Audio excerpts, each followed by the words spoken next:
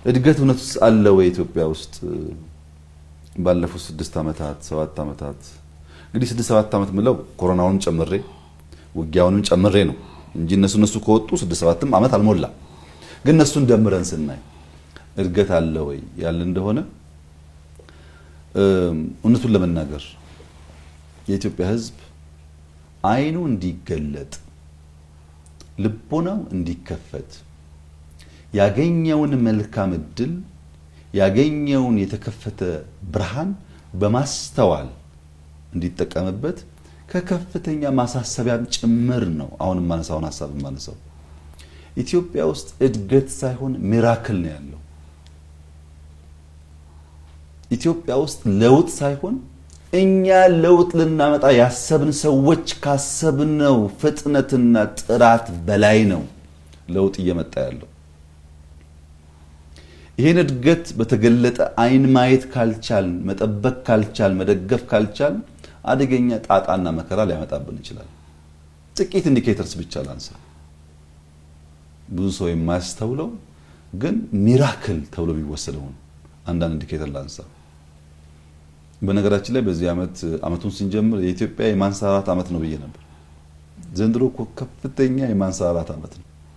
ዘንድሮን 4 5 10 አመት ከደገመች ኢትዮጵያ አበቃ፣ መከራው አበቃ።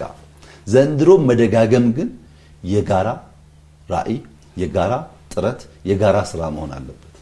ዘንድሮ ምንድነው የተለየው ነገር? እንዲህ በኩራት በእምነት የምትናገርለት እንጠብቀው እናስፋው የምትለው የሚል ጥያቄ ማንኛውም ጤነኛ ሰው ያነሳ ይችላል። ዘንድሮን ለመረዳት ኤክስፖርትን ብቻ እንመልከት። ኤክስፖርት ማለት ኢትዮጵያ አምርታ ለውጭ ገበያ አውላ ከውጭ ዶላር የምታገኝበት መስክ ማለት ነው።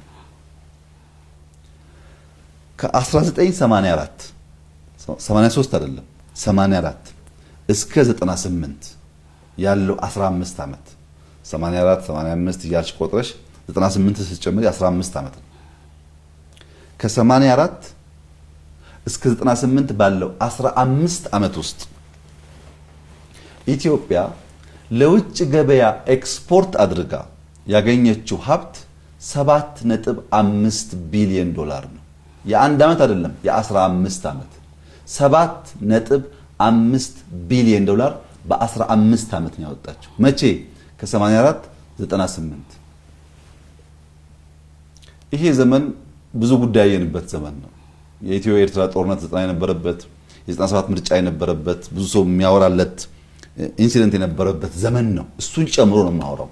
ከ84 እስከ 98 ባለው ጊዜ ውስጥ ኢትዮጵያ ለውጭ ገበያ አቅርባ ያገኘችው የዶላር መጠን 7.5 ቢሊዮን ዶላር ነው።